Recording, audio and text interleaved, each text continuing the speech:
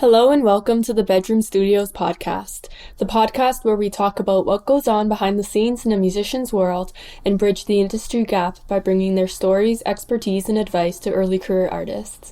Subscribe to join us for a fun chat about life as a creative person, tips and tricks for pursuing an artistic career, navigating the music industry, and more. I am your host, Emma, and today I will be interviewing Chris Wiens. Christopher Wiens is an audio engineer and drummer based out of the Greater Toronto Area. His work includes recording, mixing, mastering, and live sound for music, as well as recording and editing audiobooks for Penguin Random House Canada.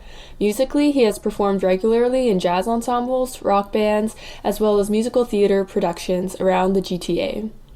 From an early age, he took interest in music and recording, playing with his dad's cassette machines, as well as learning piano and drums. Eventually, he began performing weekly in the church his family attended, and began taking music seriously while in an arts program in high school. This led him to Humber College's Bachelor of Music program, where he began studying with Larnell Lewis, Mark Kelso, and Peter Cook, among others, and was given the opportunity to perform with Christian McBride and Emilie Claire-Barlow. While at Humber College, Christopher was also introduced to thinking about recording in a more serious way. Fascinated by recorded sound's unique ability to recreate or heighten reality, he started to explore it more and soon began a master's in music technology at the University of Toronto, studying with Jeff Wolpert, Elliot Britton, Greg Newsom, and Catherine Moore. Now having finished this master's program, Christopher continues working in the GTA as a freelance audio engineer and drummer, and has also released his first independent project entitled Ensemble None. You can find it on Bandcamp and other streaming services. I hope you enjoy episode 8 of the Bedroom Studios podcast.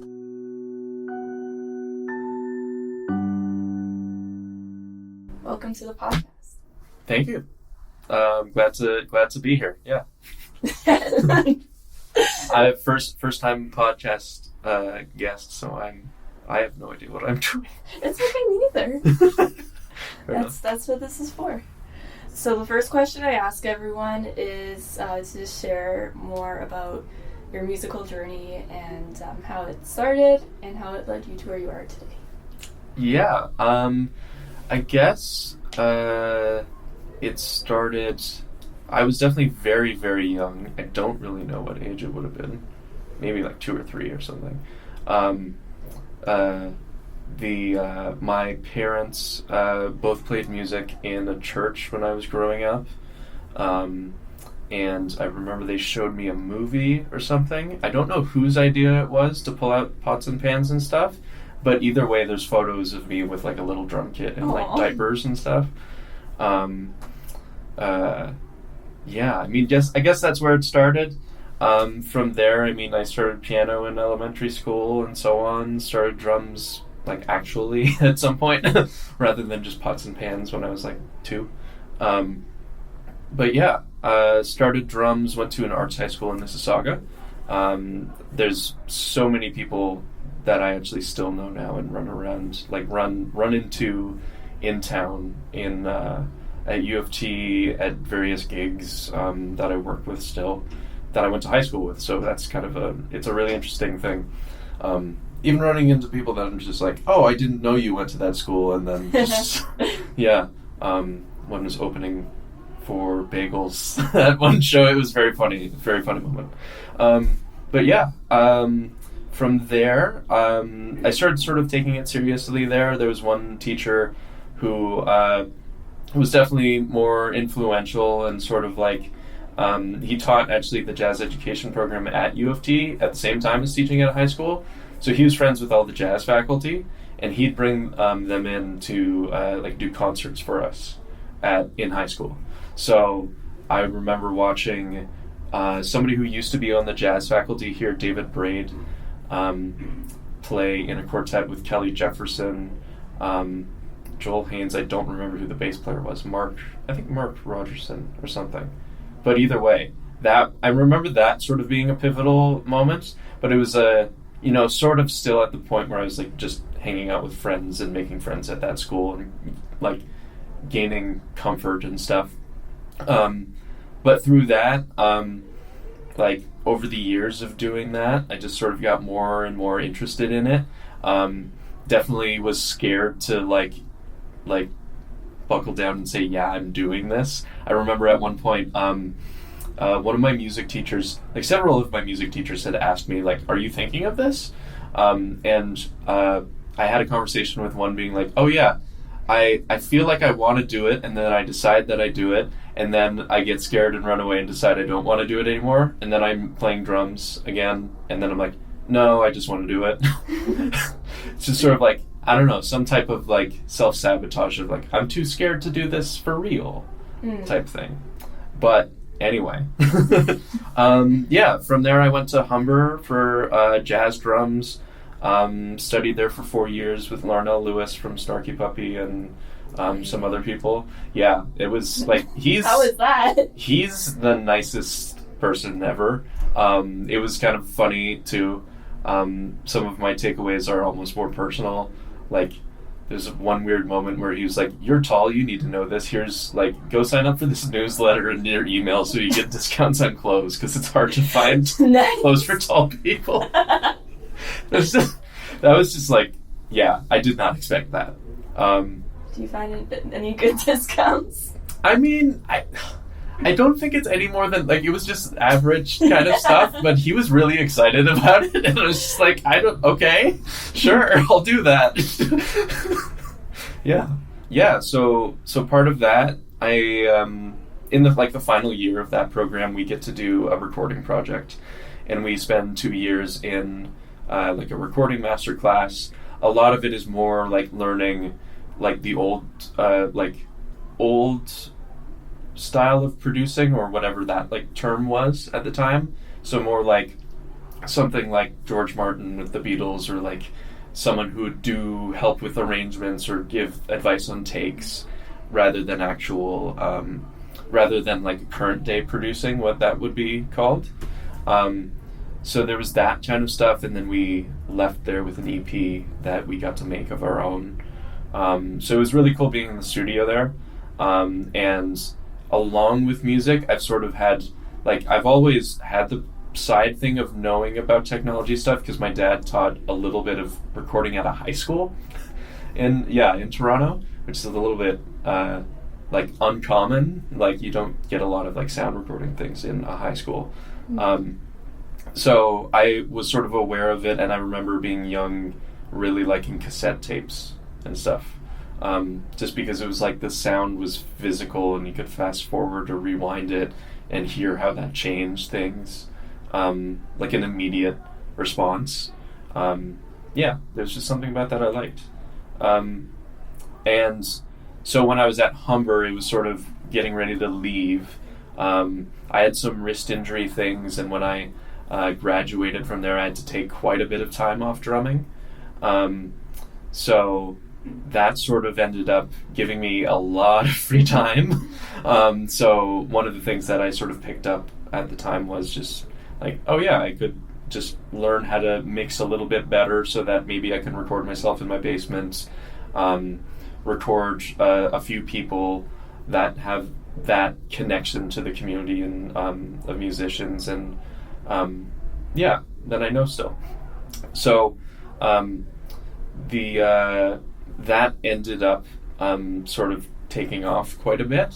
I was really, really enjoying myself, and so I just kind of kept doing it. And then at one point, it was very funny because I decided that I wanted to look into master's programs. I knew there was one at McGill that's kind of very cutthroat. And so I was a little intimidated by that. Also didn't really want to leave Toronto because, like, everybody I know, I've lived my whole life in the GTA. I don't think I felt ready for something like that. And the other thing is that I do occasionally composing stuff, not too much. That's not completely true. I mean, I have like 200 songs on like a stock music account online, like where I get like 5 just books. Little bit of just a little bit. I mean, to be fair, I don't do much now. So, yeah. But at the time, I was doing a lot of that, and that sort of led me to looking at the music tech at U of T. I had heard of it before, but I didn't really know much about it. And then so when I saw that it was sort of like you could do a little bit of both, there was a mixture of like just straight up recording, there was a mixture of that in composition and technology. I just I decided that it was something I was interested in and probably wanted to do. Then maybe like a very short time after, Mason. Yes. Yes. So I've known him since 2001. Yeah, I went to elementary school with him. Oh my god, that's crazy. Yeah, I got a message from him. He's like, "Hey, I'm doing a master's program. Want to go to do this?" I'm like, and he sends me the link to that one. And I'm like, "You're kidding me." Like, I was already looking at doing this. He's been like, "No, I'm doing a master's program. Do you want to come teach up?" Yeah, exactly. So he actually signed up, and I was sort of in a space where I'm like, you know what, my portfolio is not that strong. I want to take some time with my health stuff a little bit more. So I was like, no, I'll do next year or something like that. And then, here I am. Did you do it the next year? Yes. I did it the next year. I was waiting for that year ended up being the year that COVID hit much more, or like so while Mason was finishing the program, the year above him was finishing the program. That's when COVID really hit. Mm-hmm. That's when it started, and everybody had their classes shut down and access kind of taken. But I had actually been in. Because of Mason, I had been able to go to the U of T studio once there before. I had met some of the people like Jeff and Elliot at very, very briefly, like 5 seconds, at Jeff's studio at a Christmas party. It was good, but getting back to that year kind of started to be a bit of an issue because of the COVID stuff. So when I started, things were still sort of half online, half in person, really depending on the thing, which in some ways kind of benefited me. To be honest, I was waitlisted for the program, so this sort of thing of like, if a couple people didn't drop out and like give me the space because of COVID, then maybe I just wouldn't have done it. Which, like, I'm thankful I did it. So I'm, thanks COVID. Well, that too. So, the other thing that was really great in that aspect was that, at least in some respects, was that I got to spend a lot of time alone in the studio, and I'm kind of like, at least my psychology and my background at the moment is very much of like study way too much first before doing something and then start doing something later. So it did kind of give me like a whole year just to learn like how to use the studio with nobody in it. So that by the time that I needed to bring a band in, I felt confident and knew what I was doing, so that I could have the bandwidth to learn how to do that with people in the room, which is like a whole bandwidth. Yeah. I didn't even think that. Yeah.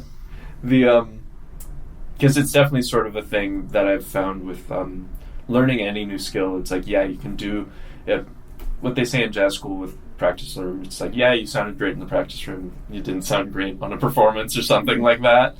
Just from like,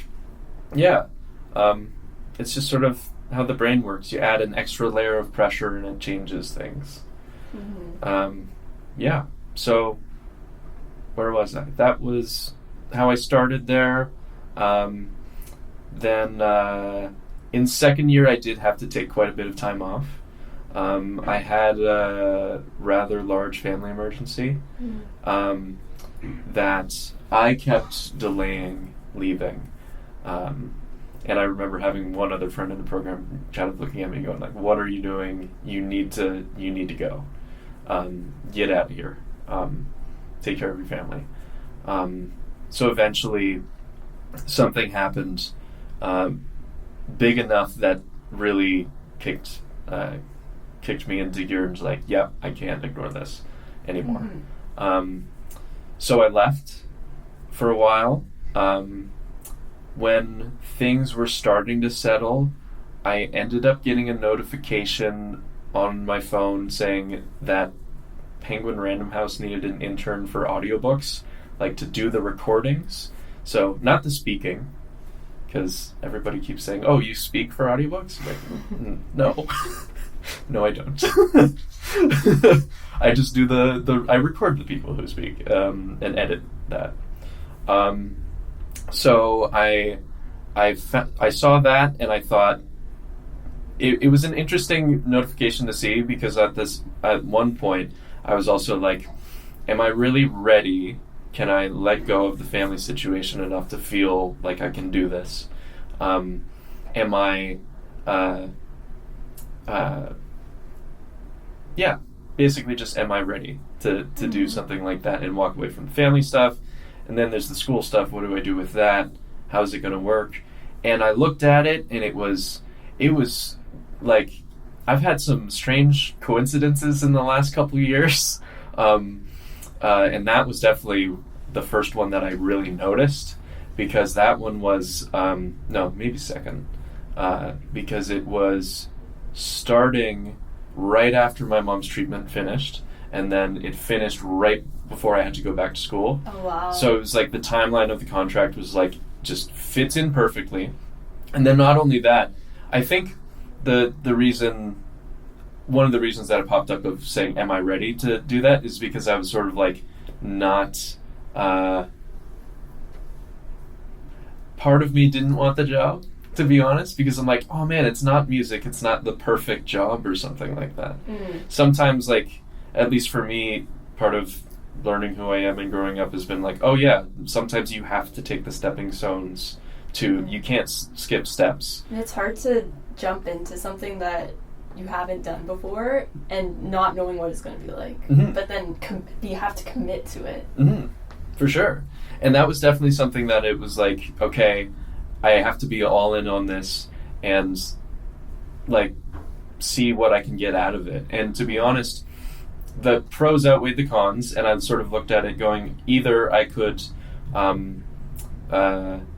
this is a weird backtrack for a moment, so I was working at a bookstore at the time, so I was frankly, I also felt like I was a bit of a shoo-in for it, because I'm like, okay, I've been working at a bookstore for 3 years. I know all the stuff. I know how things work in that industry, and then I'm doing audio at the same time. Like, yeah, I could do this. It was a shoo-in. It was the scary feeling of like, man, what if I actually get this and then I have to do it? But then the other thing of, then I'm going to be away from music for too long. How is that going to feel? And there were definitely hard parts with that. Times where it was like weeks that I couldn't do it or something. That when it was over and I could do that again, it was like a breath of fresh air. I was like, I'm glad I could do some music again. But at the same time, I'd never trade that stuff for anything, because like the experience I got through that and then learning the tools that I use every day, like honestly, it made me way better at what I do musically doing that. So yeah, I'm super glad that happened. Thanks. Yeah. Did you have any cool or surprising experiences recording audiobooks? It's way more intense than people think. So, and that's because of the company. I will say, like, hats off to them, because they appreciate like what they do. Or like a lot of audiobooks you'll listen and they don't really divide things very well, and it's hard to explain exactly. I had listened to some companies' products, and it just felt it wasn't very divided. Sort of the chapters, you blend one into another a little bit. So it's nice to have a moment where you stop and take a breather and have that happen. And I know sometimes companies have a lot of different ways of recording than they do it at Penguin. So the way that they do it at Penguin is they actually sort of do very old school radio records, which they call just roll record. So you just hit play and it just keeps rolling and you're going through the whole time. But the engineer's just not sitting back and doing nothing. We have a manuscript in front of us of the entire book, writing in every notation of like when they've made a mistake, if there's been a noise, any retakes that we have to do, and you're reading along. So it's really like you're reading the book at the same time and then focusing on like 4 other things at the same time. Because your ears still have to be open for when they make a noise, like was that a noise that like that we should be concerned about or something like that. Yeah, something like that. There's definitely some very interesting stories that I got from that and really interesting people that I met. A lot of people from like just Canadian theater scene, just actors and stuff, which was really cool. Some of them which like to see them doing their craft up close too was pretty amazing. There was one, Anne-Marie MacDonald, who's a Canadian actor, writer, does a lot of theater work. She's an author, and she was doing her own audiobook, and she was doing like 8-hour days where she would do like full screams. Oh my goodness. Yeah, like full screams in the studio, and I would be like, this was the first big one that I did, so I was just kind of shy. I'm like, sorry, can you do that again? And then she does it again, and I adjust the level so it doesn't like blow out the microphone. And it just like identical. It's like the matching that they have, the way they can just match it. It was really something. For anybody who knows Rick Mercer, I had a recording session last week where I was recording for, I've been recording for a book recently, and in the middle of the recording session, the door opens and Rick Mercer was just standing there saying, "I'm in the wrong room." And he just leaves. So I'm like, okay. So that was weird. Yeah. Yeah. I had known that he was coming in and been like, man, I read his book when I was like 12. I have a copy of it somewhere. So, but yeah. And you do get to hear, I'm not saying this about Rick Mercer to make it clear, but you do get to hear about the negative side of some people that you definitely know about in Canadian culture, which can be interesting. You get all of the hot tea. Yes. Exactly. Yeah. Some that's like more relevant to music than you might think sometimes. But yeah. It's cool that you get to read in quotations so many books. Yeah.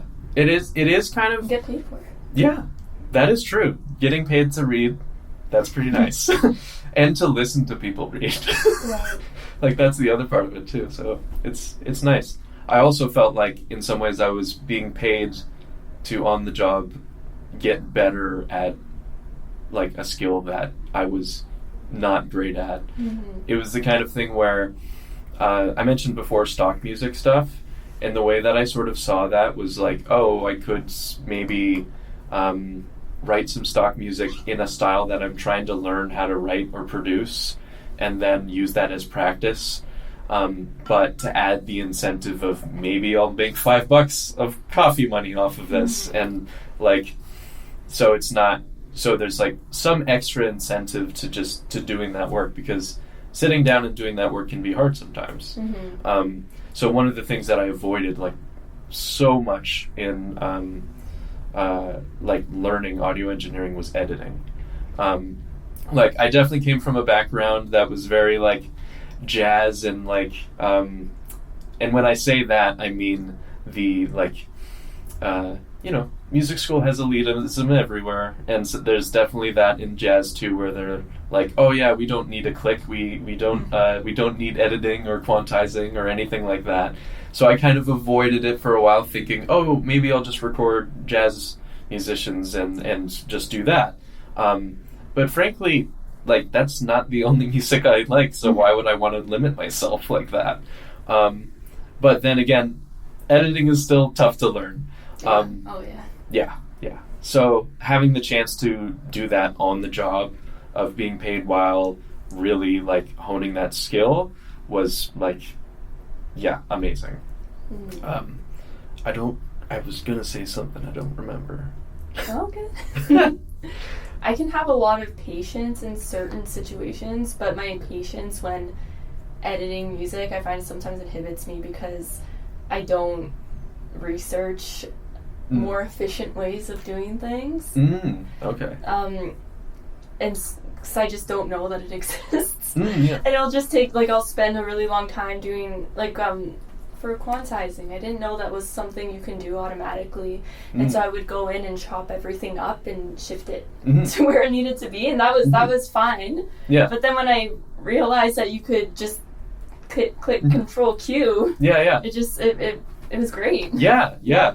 No, exactly. No, honestly, that's something that early on I think I would not have had the patience to do. So honestly, kudos to you for doing that, because that's the thing is like that's it shows that you have the drive to go and do that much work. Even like you could go and look up different ways, but you don't think to do that. That's fine, because you know that there is a way to do it. The way that is going to take a lot of effort, and you're willing to do the effort. So that's good. Thanks, appreciate it. Yeah, no worries. That's the thing with a lot of things like that. So I think having a musical family and some things coming easier than others, I was a little bit impatient. So a little bit impatient and just going like, oh yeah, I know how to do this, whatever. Which is like an interesting thing to admit. It's like, yeah, my ego is bigger than I think it is. But yeah. You released an EP album recently, and I listened to it last night. Actually, it was very good. It was nice. It was awesome. It's definitely very out there and very avant-garde. So don't everybody listening, don't be fooled by saying nice. Some of it. There's moments, but then some of it can be very loud and noisy. I don't know. I felt like even in those parts there was like an arc. Okay. Where when it went more out there, it was still like you could hear pieces of the parts that were more structured. Yeah. And I like that a lot. Thanks. Yeah. So can you tell us more about the name of your album? Right. That's a question I have gotten once or twice before that I've definitely avoided talking about. Yeah. A little while ago, I don't quite remember when. Maybe I was in first year here at U of T. I've really liked ambient and that side of analog electronic type music for a long time. Sort of even just like extended techniques, maybe you'd call it, with bands like Radiohead or different things. Like in high school, I did a lot of classical percussion too. And so, as a lot of people at classical school knows, percussionists like weird things. So, I do something when you have to count all those risks. Yeah, exactly. Like, there's either that, or you could play the piece that has way more, and then most of those tend to be way newer and have so many interesting like electronic elements to it, and some of it sounds very musical, and some of it does not.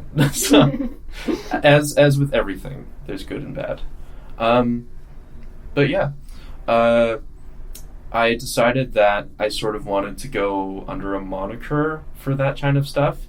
Just, I don't know, I didn't feel comfortable having my name on a thing, or maybe part of it as well was having the jazz background and having technically done an EP on that before, being like, oh yeah, I don't want to have a name of a group and then have like 20 different bands. Because that's what happens in jazz all the time. Somebody makes an album and then they have a quartet, then they have a trio, then they have a quintet, then they have a this and a that. I just wanted to be able to do everything under one name. But I didn't feel entirely comfortable with it just being my name. So I ended up going with the name None. which for my audio production work, I use Nowhere Sound as the name of it. And those kind of names were both connected because they showed up to me like in my brain in very, very close to each other around the similar time. And I was trying to debate which one to use for what for a little bit. But the reason that kind of interested me, one was like, there's so many reasons I could label onto it, to be honest.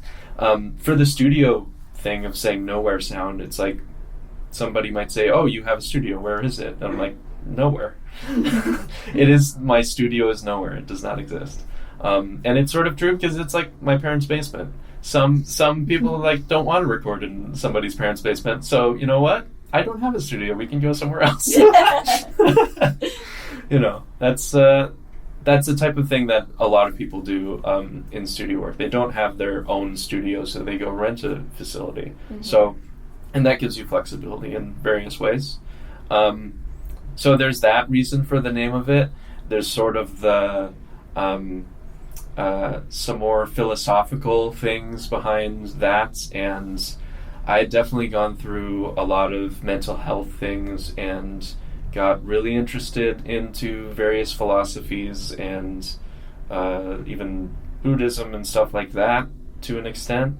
And just I like exploring those philosophical questions of what is the self and everything. And it brought up some points when I was trying to decide what this project was. And I decided that, what I'm sort of looking for is something that I could have almost anything like be released within. I could go release a jazz thing, I could go release a classical thing if I ever get so less scared of doing that. Or just like something that's just electronics or whatever. I was really inspired by, there's a musician, Floating Points, who does a similar thing, where he releases a lot of electronic stuff with orchestra, sometimes without orchestra, and it bends genres and things. So it's sort of an empty vessel. Yeah. It's nothing. And in some ways I sort of connected that to some philosophies of the self and being like, of there is self, or you can edit around this, but the philosophy of there being no self or there being a definitive self. That there is definitely one self that is unchanging, or there is no self because life has changed and personalities change all the time. And those kinds of questions are ones that I just really like and then interested in and kind of inspire me and do end up, I guess, working their way into musical ideas sometimes. But,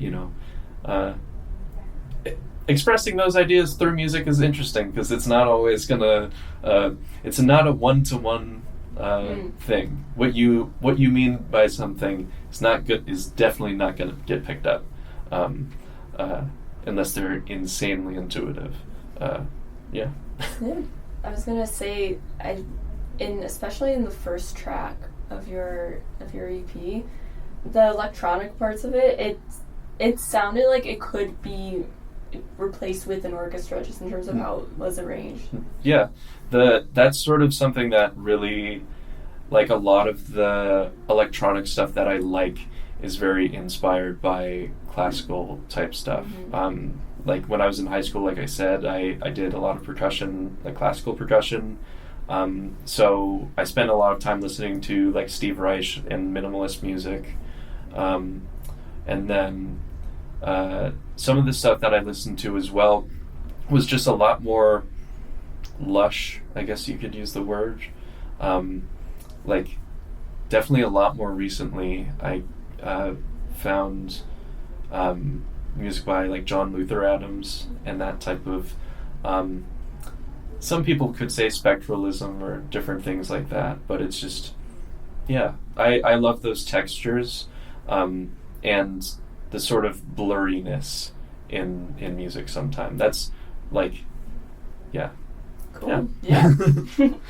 Yeah. And when you were recording that project, did you do the electronics and the live instruments separately?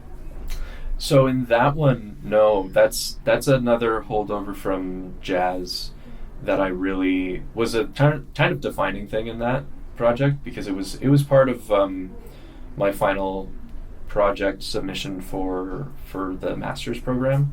But the way that I really wanted to do it was I really wanted to interact live with everything, because I love kind of music that is definitely very free in nature and doesn't have... It's an interesting thing to say it doesn't have constraints, because technically everybody has constraints all the time in what they're going to play.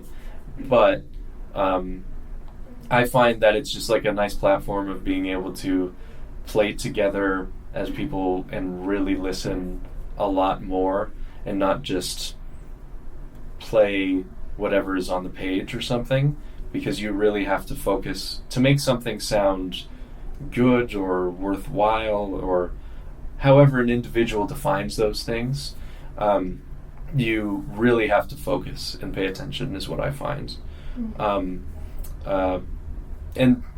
yeah, there's tons of different ways to do it. I make very simple answers very long a lot of times. So this is the format for yeah, that. Yeah. So yeah, I basically just feel... Yeah, essentially I just like having the live interaction between musicians, and I wanted the electronics to be able to be both manipulating the sound of the musicians that were playing live, as well as to be able to sort of introduce its own elements, which is easier said than done. There's definitely ways that I look at it and go, that was a good stepping stone.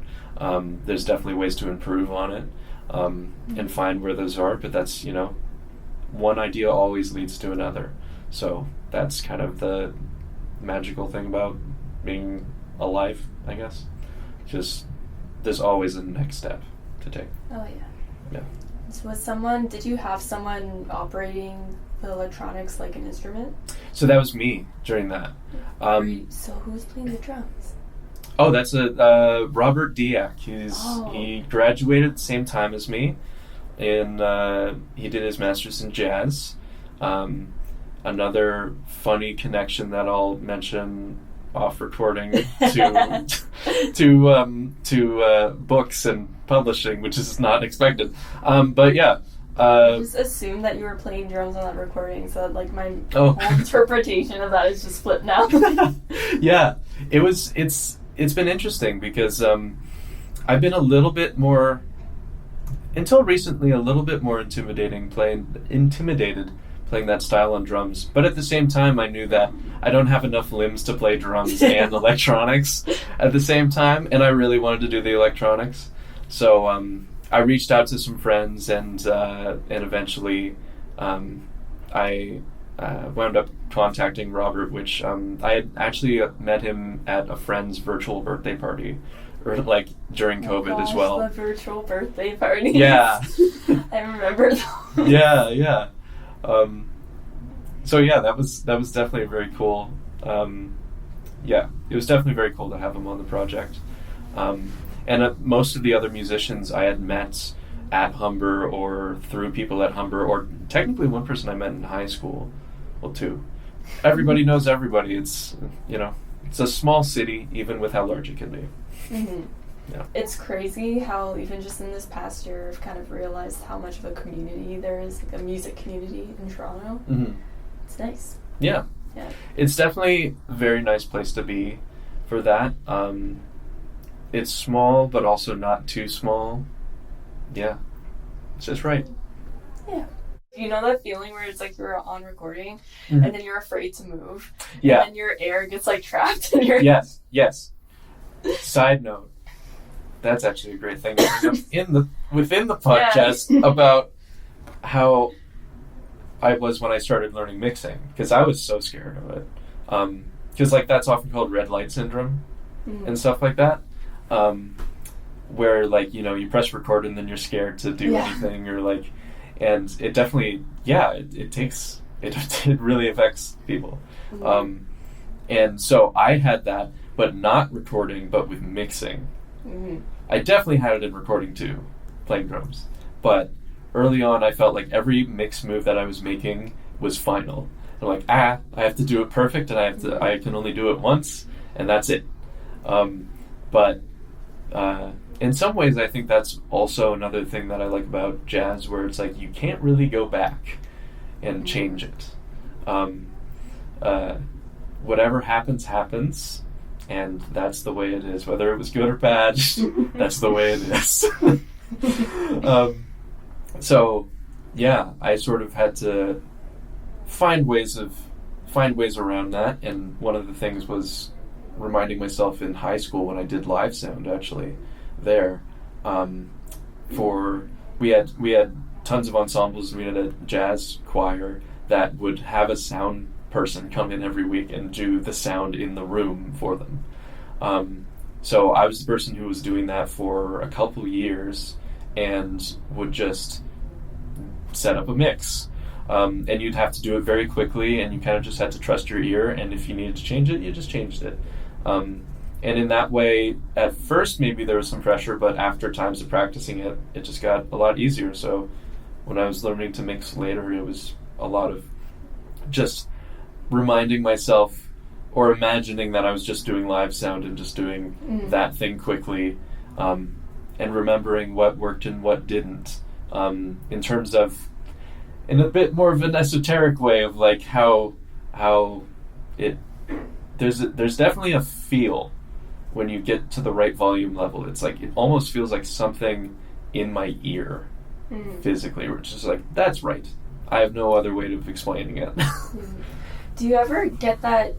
Because when you were saying that, it made me think of when I'm listening to music in my headphones, where, I don't know if this is just me, but there'll be the different volume levels, and there will be literally one click lower, and it's too quiet. And then you go up the next click, and it's like in your ears. And sometimes I wish that there was a halfway point between those two, but there is like a clear difference between just those two little clicks. Yeah, exactly. No, that's I definitely find that.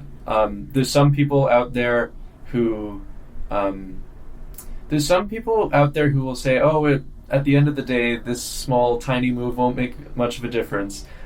But when you're really paying attention, like, that's a mark of somebody, like, when I know that somebody is really, really paying attention, is like, they're like, and willing to pay that much attention.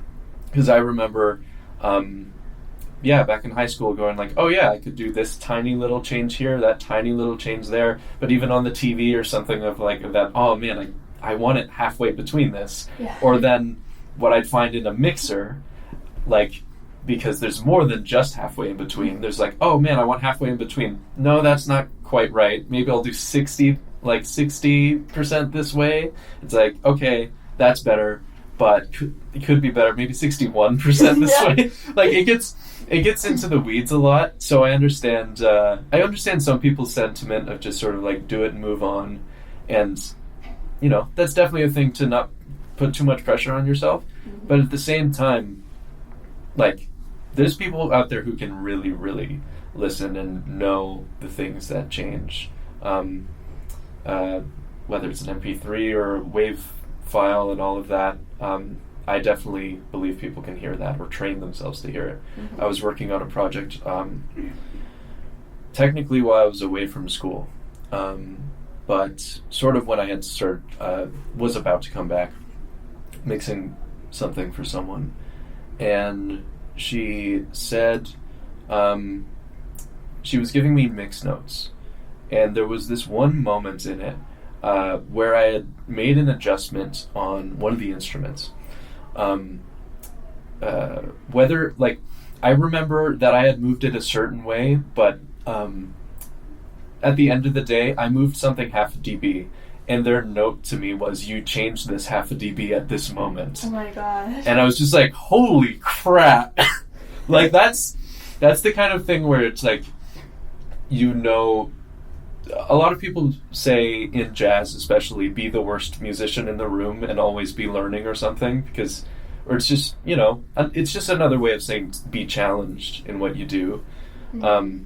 And that was definitely a moment where I'm like, damn, okay, this, I've met my match, in, as some people could say,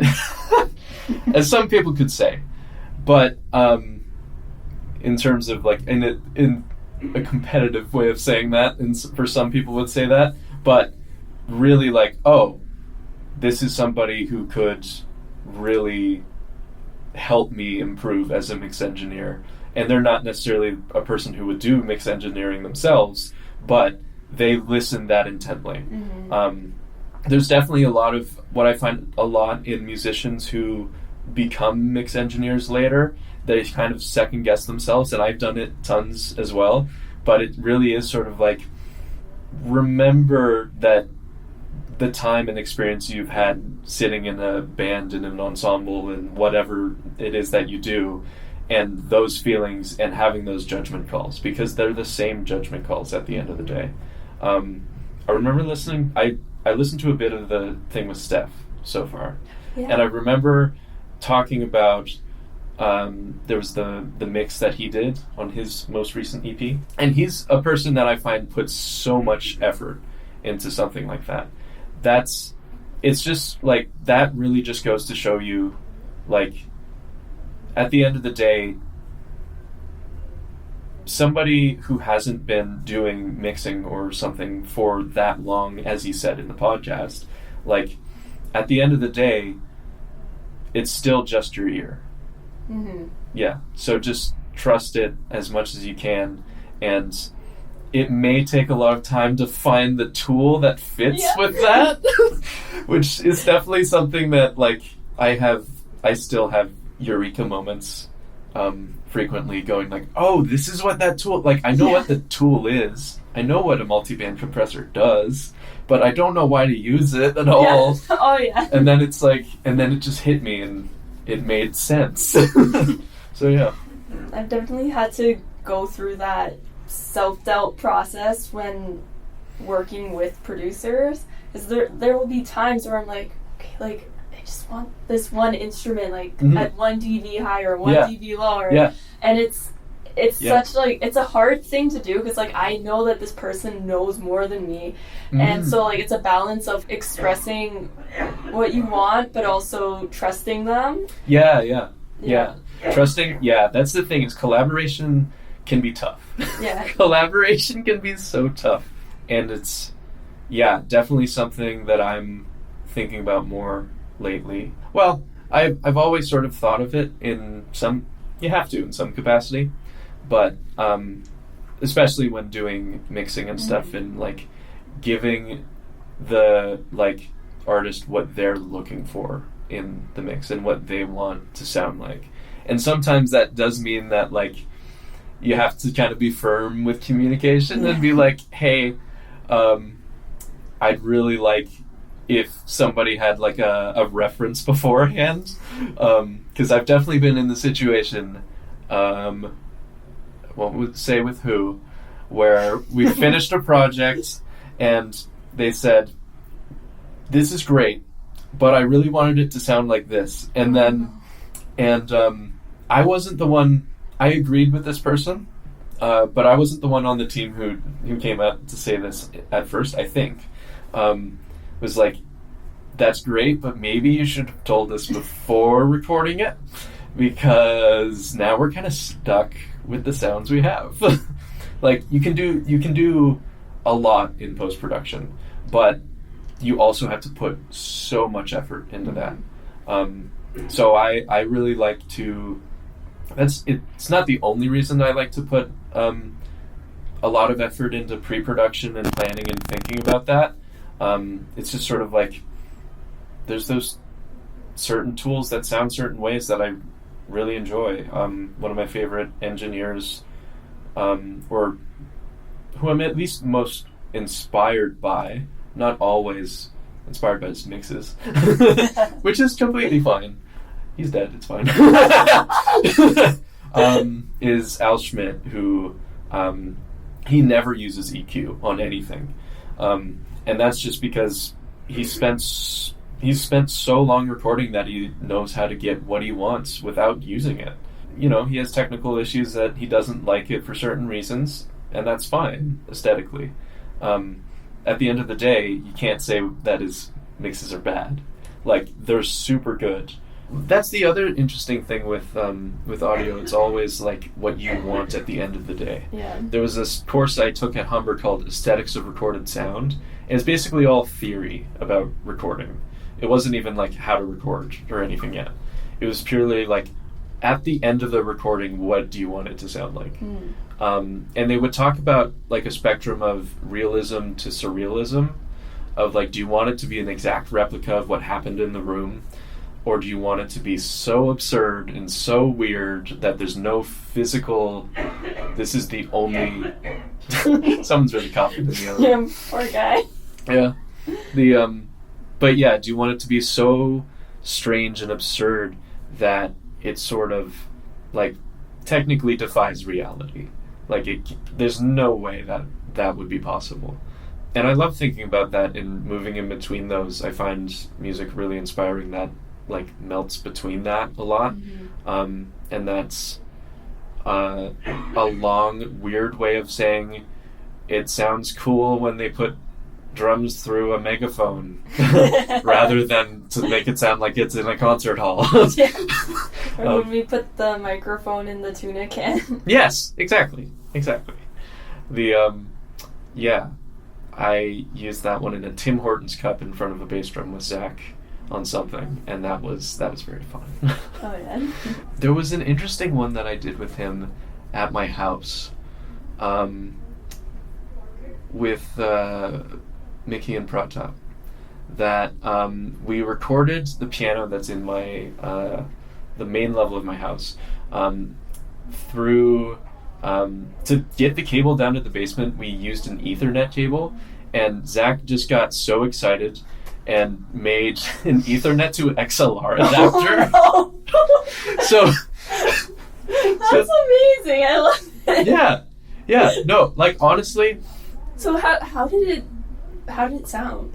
So the thing is, there's with one of the other fascinating things to me about like electronics and just gear is that sometimes it doesn't sound right. Sometimes it just doesn't sound right at all. And so, like, theoretically, like, you can make it sound perfect, but the way, I don't know, it could have entirely been like the mic cable that we used, because they were just old cables sitting in my dad's basement. But it was the way it was connected. We were getting radio interference on through that onto the piano track. But then, like, some things you want to sound like that. Sometimes, like, the song that we were doing sounded really, really good, in my opinion, with that type of production style. And I remember Zach did some stuff on Mickey's vocals as well that was, like, distorting some things. Yeah, it was cool. Yeah. It was a good time. Yeah, I've never been one to experiment with, like, actual equipment and hardware before, but it's very cool to hear about these things. It's I really love like getting my hands on something and being able to like really change the sound of something in that way. It's something that's fun and a little bit different than just sitting in front of the computer. Oh yeah. Yeah. I definitely have to get over my fears, and that I was the kind of person where it's like it took me a while to get into music production and like start using a DAW, because when I would get the pop-up of like, do you want this to make changes to your computer? I didn't really know what that meant. So I'm like, I don't want you to make changes to your computer, then it just wouldn't work. Yeah. That's the thing, is that one thing that Japreet says is it's sort of like that learning period of what is actually going to break, and you find out in his case, what he says is you find out that so few things actually break that you gain some confidence in having some, like, in taking risk. Which I definitely do appreciate that sentiment. Sometimes, yeah. Sometimes that's the right thing to do. Sometimes it's not. You just gotta know when is when. Yeah. I think once you have some sort of basic foundational knowledge of how things work, everything kind of just gets a bit easier. Oh yeah, for sure. Yes. Never skip the basics. I do that. Historically, I have done that way too often with many things in my life. So, lesson I'm learning. Yeah. The only topic I have left, other than my last two questions, is the mental, physical health stuff. Right. Yeah. Where to start? Yeah, oh my gosh. Yeah. Same. Yeah. So, during even during high school, at the end of high school, I had a lot of wrist issues that were popping up, of like tendinitis and carpal tunnel and things like that. Standard stuff for the most part. That definitely got a little bit more confusing as time went on. I ended up getting a wrist sprain due to some stuff. I won't go into that too much, but essentially, like, that ended up causing some, like, nerve issues in some of the muscles in that area. And I was in and out of physiotherapists for, like, years. I was very good at knowing if a physiotherapist was good within, like, the first 20 minutes of meeting them. And just being like, yep, they know what they're doing. No, they don't know what they're doing, because I've seen a lot of them. Yeah, I can relate to that. there are a lot that just don't know what they're doing. Yeah. And that's fair. It's like they need time to train and stuff, but, it's still... You gotta find what's right for you. Yeah, exactly. So I had to do that a lot, and that definitely impacted my mental health to a huge extent. The timing of it too, to be honest, was also around a lot of family events. It's like 10 years ago now. That were rather hard, and I didn't know how to process them at the time. I didn't really want to go and get help from a therapist because I was scared of that, and scared of being vulnerable in that capacity. So that definitely has been sort of a reoccurring thing. We all have, like, every human on the planet, even off the planet, has mental health stuff that they need help with, or sometimes you have to go to, like, get help from therapy and so on. And that was definitely something that then and now has been extremely beneficial, and like, not only musically but just in life, because frankly, if you're broken, like, you're not going to be able to play well. And to some extent, being broken enough physically to not be able to play, and that forcing me to look at mental health stuff and looking at it from that lens of, like, okay, I'll be able to put myself back together and eventually play or something like that, was the thing to get me to do that. Which, some people might look at that and go, well, that's not a genuine feeling, or like a feeling of, like, I've definitely come across people before who would say something along the lines of, well, there should be nothing wrong or whatever. They're just kind of, I could go on and on about ways I've heard it being sort of ignored or shrugged under the rug. Because so many people say that, though, it's so easy for us to say that to ourselves. Yeah, exactly. I definitely remember getting a lot of weird glances when I would say I've had a wrist injury for a long time and couldn't play a certain amount when I was at Humber. And that definitely affected me, and I was sort of looking at myself going, like, what am I doing here? Do I have any worth in this. There's definitely times where people would make jokes that were, like they're fine, they're light jokes, but I was reacting to them way more upset because I was in a place that I was putting so much value on those things, on myself as a person. Yeah, mental health is definitely something that I find is really, really tough in music, and in like that as a career, as a way of life, as anything, because it's complicated when you put all of your eggs into one basket, as it were.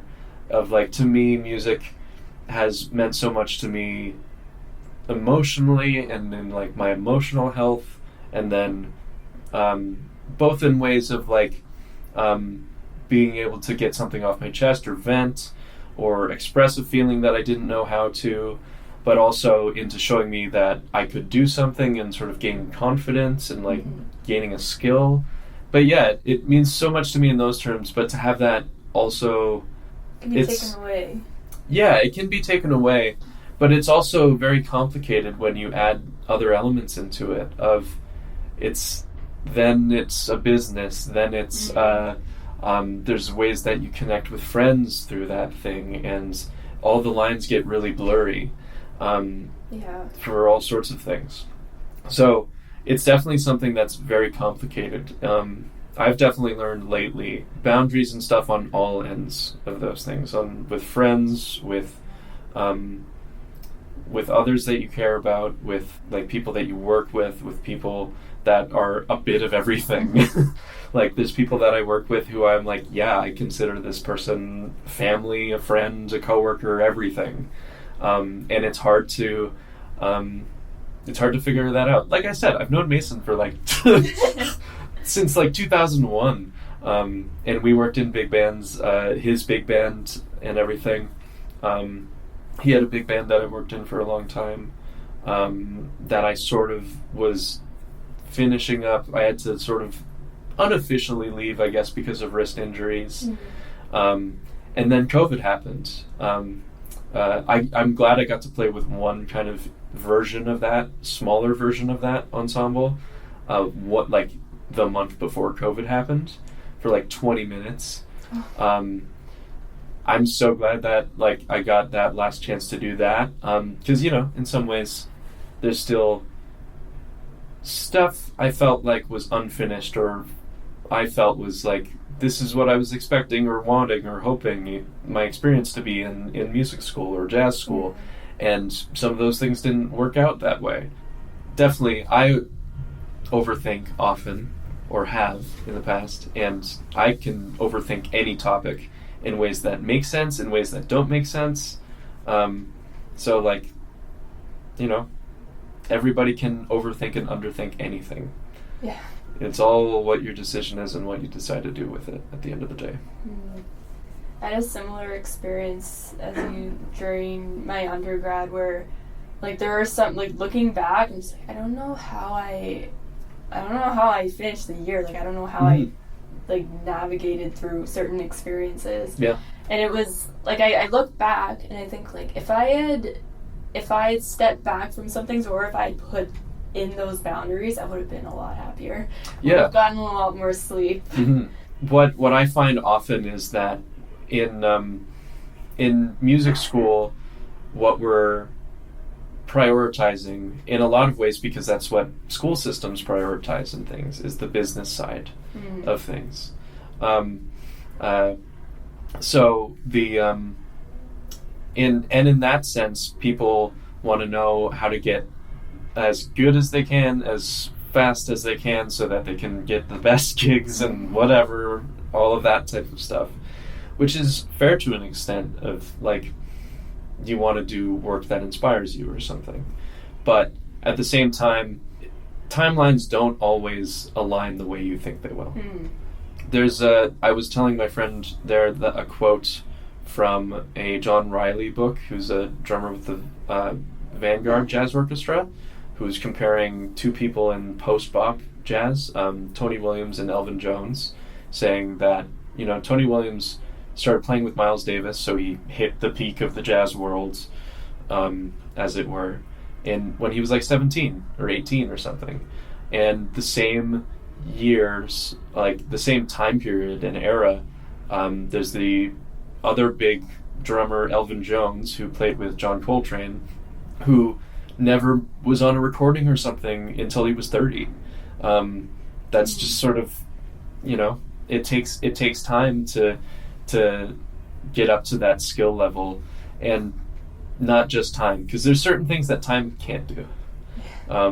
Like time and persistent effort, but you also have to know that your effort is going into the right things, which is hard when nobody, like...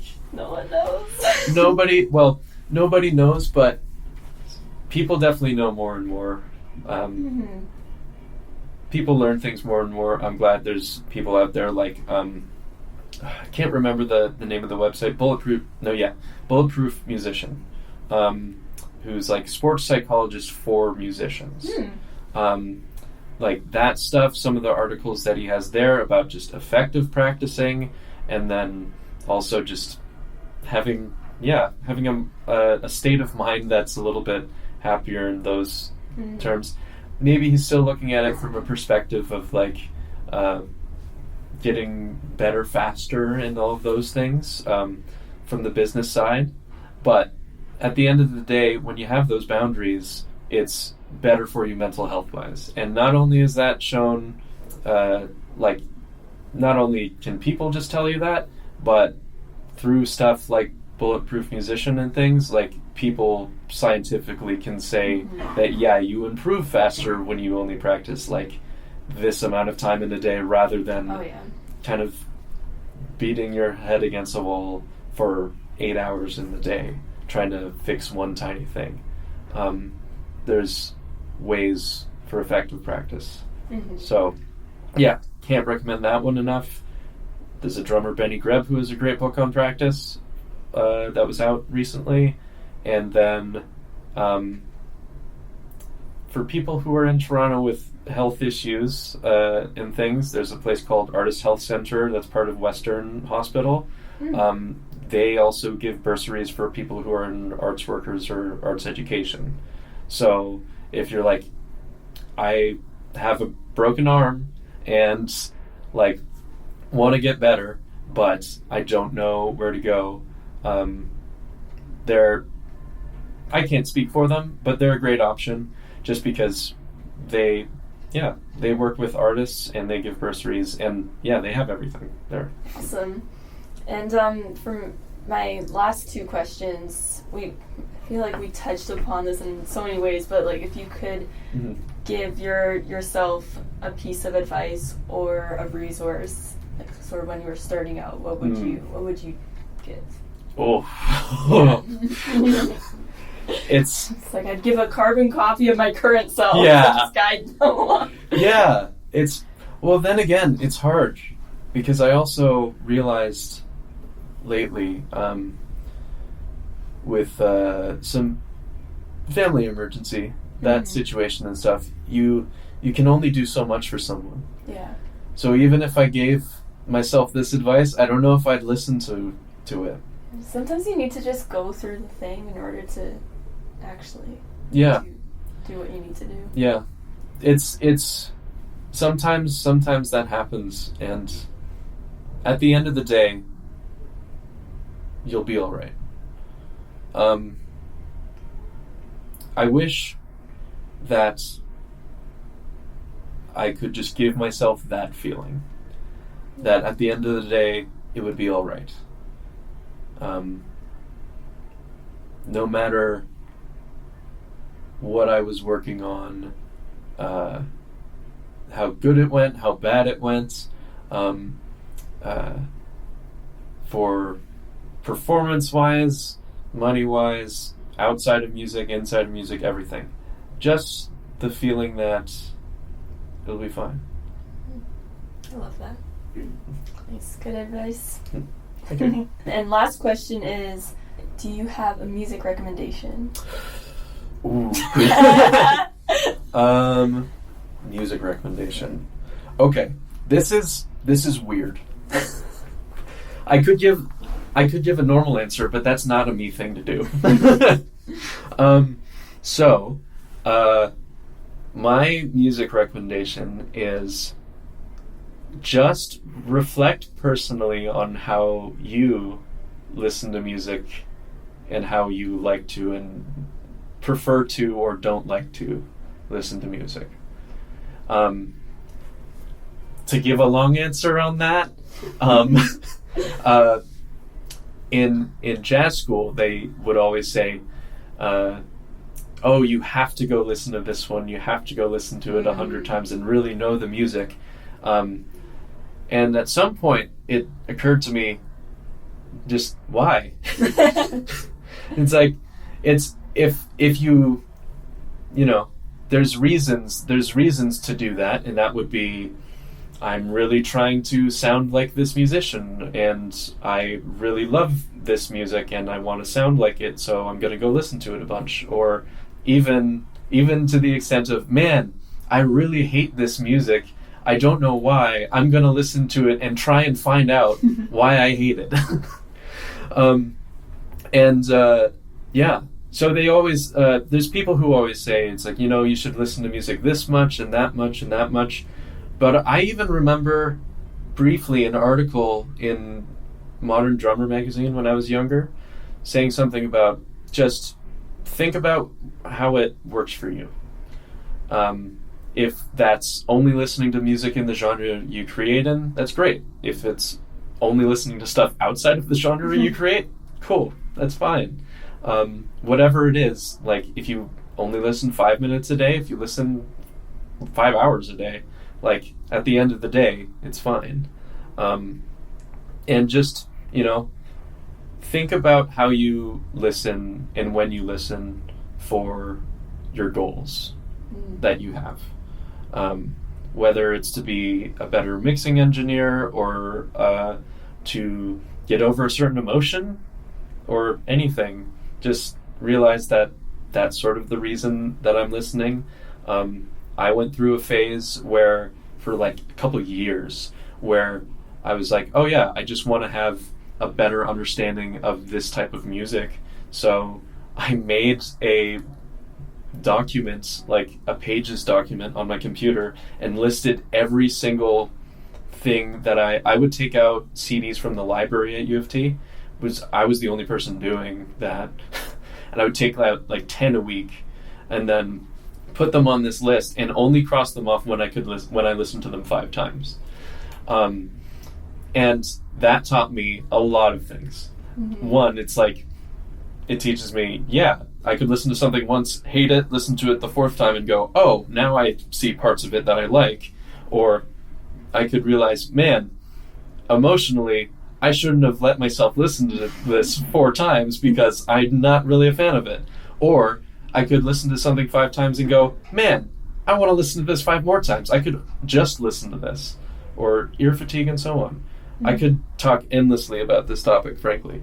But, you know, when it comes to listening, listen to what you want to, and eat your vegetables and listen what you need to meet whatever goals musically. Like if you're wanting to understand something more, or a certain style of playing more, certain genre, whatever it is, have a good mix of both as you see fit. Sweet. Yeah. Yeah. Yeah. So I add the music recommendations to a playlist, and I'm like, okay. Oh no. No, but I think this is a really cool answer. Cool. Yeah. So in that case, it need not be on the playlist, but it need not be on the playlist. But to throw one in there, I've been listening to musician most recent album from this year. I think his name is Hayden. I think he just goes by that. Who's Toronto musician from like the 90s. I had no idea who he was. He has Feist on a song on his recent album. It's just really cool. Sweet. Yeah. I like your previous answer better. That's fair. You know what? Never mind. Scratch what I said as well. Go buy local music on Bandcamp. Listen to a band named Burrs. That's B-U-R-S. Yeah. So only one R. Yeah. Okay. Yes. I know the drummer in the band, and yeah, their album, the one album they have out, very great. I love it for many, many reasons. Yeah. Awesome. Thank you for being on the podcast. Yeah, for sure. Of course. This is really fun. Yeah. Thanks for having me.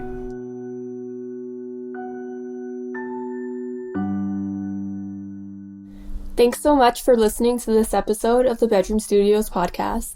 Don't forget to add this podcast to your playlists and to like and follow for more episodes. And you can follow us at Bedroom Studios Podcast on Instagram, YouTube, and Spotify. I will also be linking Chris's social media in the description. You should definitely check out his music, and you can support him by streaming or purchasing his album on Bandcamp. And lastly, don't forget to follow our playlist of guest music recommendations. It is a really diverse mix of styles and genres, and it's updated every time a new episode of the podcast is released. Thanks again for listening to this episode of the Bedroom Studios podcast. I'll see you in the next episode.